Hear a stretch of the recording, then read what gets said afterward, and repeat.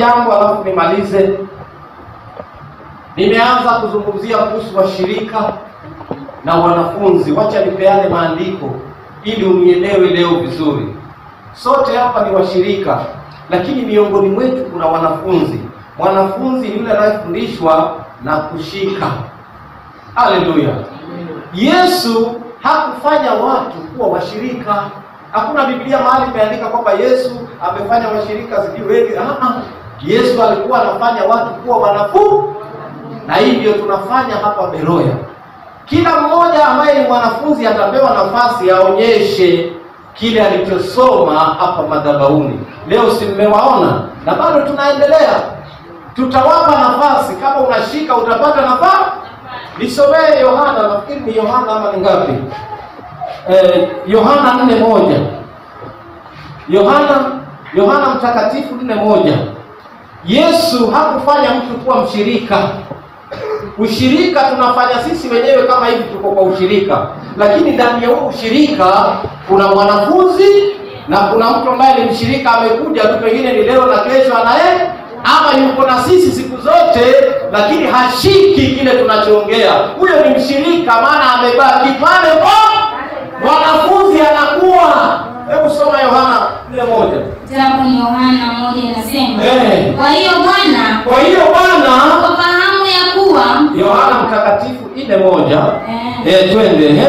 Alipofahamu ya kuwa. Kwa hiyo Bwana alipofahamu ya kuwa. Sio umesikia ya kwamba. Yesu anafanya wanafunzi wengi kuliko Yohana. Yesu anafanya nani? Wanafunzi wengi. Wanafunzi wengi kuliko Yohana na kuwabatiza in bracket. Lakini Yesu mwenyewe hakubatiza. Bali wanafunzi wake. Haleluya. Siku moja nikawaambia ya kwamba kuna vitu vinaitwa transition. Tunaweza kuwa tulikuwa tunafanya kitu. Okay, sasa tuseme kuna pesa za Kenya zinatumika, si ndio? Alafu kuje rais mwingine aseme anataka kuleta pesa zingine. Si sawa? Yamkini zile za kwanza hazitaondolewa, zitakuwa bado zinatumika tu lakini zinaenda zikiondoka polepole na mpya nazo zinaingia polepole. Sasa wakati wa Yohana alikuwa na wanafunzi. Na Yohana alikuja kubatiza. Sasa kama alikuja kubatiza hakuwezi kukatika tu ghafla, kutaendelea polepole. Lakini yeye Yesu aliyekuja sasa hafundishi watu kubatiza sasa. Yeye habatizi. Hao wanafunzi wake ndio walikuwa wale wa Yohana bado wanaendelea kubatiza, lakini Yesu anabatiza kwa Roho. Haleluya. Kwa hivyo inaendelea alafu baadaye itaisha. Lakini wakati wake umepita maana ni ubatizo wa nani? Wa Yohana. Maandiko inasema Yesu akawa anafanya wanafunzi wengi.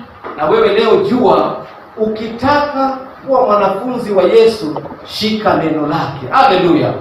Shika neno lake na utakuwa mwanafunzi. Yohana 8:31. Yesu hakufanya mtu kuwa mshirika. Sisi wenyewe tuko hapa. Kama unataka kuwa mshirika unaruhusiwa kwa sababu hutawahi change. Hata hiyo makanisa mengine ya dini yana washirika wengi tu lakini hawajabadilika. Lakini mwanafunzi akiambiwa hii ni mbaya anabadilika. Na maandiko kuna mahali inasema mwanafunzi anaweza kuwa kama mwalimu wake, japo anaweza kuwa haleluya.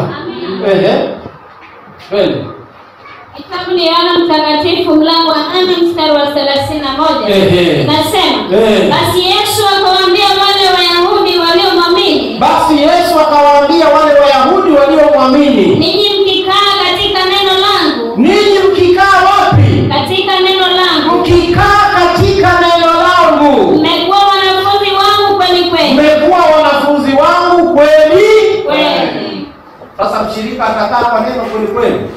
Mpaka ukae kwa neno kweli uwe mwanafunzi wa kweli. Na mwanafunzi wa kweli anashika na akiambiwa hii wacha anaona. Kwa hiyo hapa ndani tuko na washirika na tuko na wanafunzi. Hata hayo makanisa mengine kuna washirika na wanafunzi. Yesu akasema acha magugu na ngano zikae pamoja. Lakini siku ya mwisho yeye mwenyewe atafanya msako. Haleluya. Ninakuomba mwenzangu uliye mahali hapa kuwa mwanafunzi. Mwanafunzi ana kiu. Soma Mathayo 11 nafikiri. Tuone tena. 11:1-2. Mathayo 11:1-2. Sababu ni Mathayo mlango wa 11 mstari wa kwanza. Ikawa Yesu alipokwisha kuagiza wanafunzi wake 12. Ikawa Yesu alipokwisha kuagiza wanafunzi wake 12. Sio washirika wake. Yesu hana mshirika bwana. Soma mstari wa 2. Yesu hana mshirika, Yesu ana wanafunzi. Na hapa Bomodulu hatutaki washirika, tunataka wanafunzi, watu wanaoshika. Yaani Yesu anakufundisha kila siku. Haleluya, twende mtumishi. Mstari wa 2. Na Yohana aliposikia huko gerezani. Matendo yake Kristo. Alituma wanafunzi wake. Yohana kumbe naye alikuwa na wanafunzi. Alituma wanafunzi wake. Yesu anafanya wanafunzi, Yohana naye alifanya wanafunzi. Mkuu ni Yesu, Yohana anaiga kwa Yesu. Haleluya. Wapendwa, ukiwa mwanafunzi utakuwa very safe na utakuwa imara. Wacha tusome kitabu cha mwisho Mathayo 28:19, nimalizie hapo. Haleluya. Soma ili ujielewe. Kuwa mwanafunzi na kuwa mshirika ni tofauti. Wapendwa, kuna makanisa watu wamejaa mpaka hapo pamebomolewa mpaka huko. Watu karibu 5,000. Lakini hakuna wanafunzi kule ndani. Wengi ni washirika. Akifika anaketi, kama ni sadaka anatoa, kama ni fungu la 10 anatoa, anamalizia hapo, yeye ni mshirika, anaenda nyumbani, lakini hakuna kitu amesikia, hakuna kitu amefanya kwa hiyo siku. Lakini mwanafunzi atataka kufanya kitu kwa nyumba ya Bwana, atataka kutoka na neno ndani ya nyumba ya Bwana. Haleluya. Ndio maana kwa dini ukiingia kuna kitu umewekewa. Vile umeketi hautawahi kuinuka mpaka ibada ikiisha uende zako nyumbani. Wewe si mwanafunzi, wewe ni mshirika tu, unakuja tu kushiriki, lakini hutaki kujua yaliyomo ndani ya neno la Kristo. Haleluya. Twende mtumishi. Kitabu ni Mathayo 28 mstari wa 19. Basi enendeni mkawafanye mataifa yote kuwa wanafunzi. Mkawafanye mataifa yote kuwa wanafunzi. Mkiwabatiza kwa jina la Baba. Mkiwabatiza kwa jina la Baba na Mwana na Roho Mtakatifu. Haleluya. Yesu anasema mkiwafanya watu wawe nini? Ni washirika kweli. Wawe nini? Wawe nini? Wewe na mimi ni wanafunzi ama si wanafunzi? Maana hata mimi mpaka leo nikisoma Biblia ninakuta mahali sijafika na pananipendeza, ni patamu. Haleluya. Kwa sababu bado mimi ni mwanafunzi. Haleluya. Nina kiu na tamaa ya kutaka kujua zaidi. Wapendwa, tuwe wanafunzi, tutatii. Pigia Yesu makofi mazuri.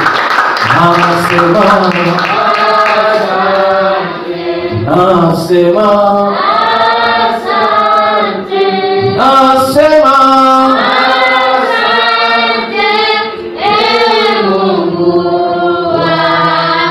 kozi ya Yesu aliyokuwa anafundisha wanafunzi wake ilichukua miaka mingapi? 3. Kozi ya Yesu, yoyote aliyekuwa mwanafunzi wa Yesu alichukua kozi ya nje kwa miaka ngapi? Maana Yesu alianza kuhubiri akiwa na miaka 30 na akaondoka na miaka 30 na mingapi? Lakini akasema kama unataka kuwa mwanafunzi wa kweli, ninatuma Roho ambaye huyo Roho sasa atatufundisha zaidi. Haleluya. Sehemu ya nje inafaa ukae miaka 3 ukisoma mambo ya nje. Ukitoka hapo sasa ni mambo ya Roho. Sasa unaingia rohoni. Haleluya. Wapendwa, ukiwa mwanafunzi una raha, ukiwa mshirika una shida. Mshirika haachi tabia yake, mshirika habadiliki, yeye yuko vile vile, mambo ni yale yale. Lakini mwanafunzi ataangalia hata shule za kawaida. Mwanafunzi ambaye hawezi kubadilisha tabia yake atapita mtihani. Hauwezi pita mtihani kama unatukana mwalimu, unafanya nini? Hakuna siku utapita mtihani. Kwa hivyo tuwe wanafunzi, tusiwe washiriki. Huyo mwanafunzi anayetukana mwalimu amekuwa mshirika, yeye akiondoka anaenda duniani. Haleluya. Haleluya. Nimekupa siri, usiwe mshirika. Usiwe mshiriki, kuwa mwanafunzi wa Kristo na mambo itakuwa sawa. Haleluya. Nataka kuleta mtu wa kutupeleka katika maombi, ila narudia nisomee Zaburi 34:8 nimalizie hapo. Zaburi 34:8. Zaburi 34:8 tafadhali mtumishi. Kitabu ni Zaburi 34:8 nasema, Onjeni muone ya kuwa Bwana yu mwema. Kila mtu afike katika hilo andiko. Huwa tunasikia Yesu ni mtamu. Unasikia Yesu ni mtamu. Hapo andiko linatuambia onjeni. Yaani onjeni muone vile Bwana mwema. Yaani onja tu mtakatifu. Onja tu wokovu. Onja tu. Alafu uone vile Bwana ni mwema. Je, umemuonja Yesu? Uko ndani yake. Unakula neno. Haleluya. Onja. Maandiko yanasema onjeni. Haleluya. Onjeni muone vile Bwana ni mwema. Kama ulikuwa mshirika, leo nakwambia onja Yesu kwa kuacha tabia zako, kwa kuacha matendo yako. Muonje tu Yesu. Onja tu kidogo. Useme mimi leo nitakuwa mnyenyekevu. Mimi leo nitatii. Mimi leo nitapenda. Onja tu hiyo. Ukifika kwa nyumba kama wewe ni mama, onja Yesu kwa kumwambia mumeo, I love you daddy. Unataka nikupikie nini mzee wangu? Umemshika mabega na unamuonja Yesu hapo. Unasikia wewe mama na unasumbua, chukua 500 ishatoka. Umemuonja Yesu na 500 imetoka. Lakini nenda na jeuri yako, wewe mzee, lete pesa bwana, kama unataka usinisumbue bwana.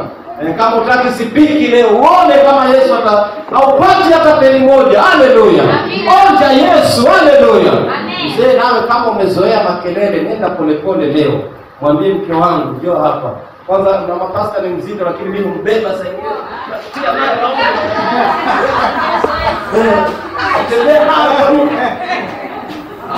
Kitoka hapo mzee wangu. Haleluya. Bwana Yesu asifiwe. Usione haya kwa mambo ya Yesu. Mzee, kumpenda mkeo ni wajibu, ni lazima. Na ukimpenda naye awe mke mtiifu. Hiyo nyumba ina amani bwana. Nini tena lingine? Haleluya. Simama kwa miguu yako. Nasema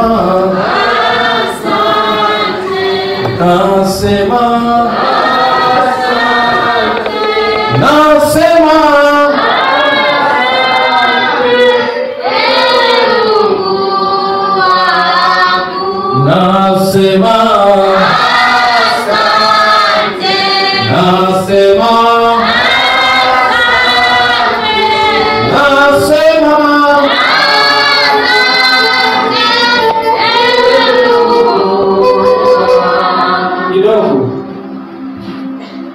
Katika kesha tulizungumzia mambo ya usharati. Hapa ndani ukiwa na mzee ambaye ashafanya usharati na mama yoyote hapa, huyo mzee hana tena nguvu za roho. Yaani ni kama kibofu kimetobolewa. Na huyo mama hatawahi kukuheshimu hata siku moja. Hakuna siku huyo mama atakuheshimu. Kama ushawahi kufanya naye mapenzi ndani ya kanisa, hakuna heshima. Hata ukisimama anatoka nje. Yaani hataki hata kusikia mahubiri yako. Lakini lao ulikula yote. Karibu tutaendelea baadaye leo. Ndio Benson. Haleluya. Haleluya. Haleluya.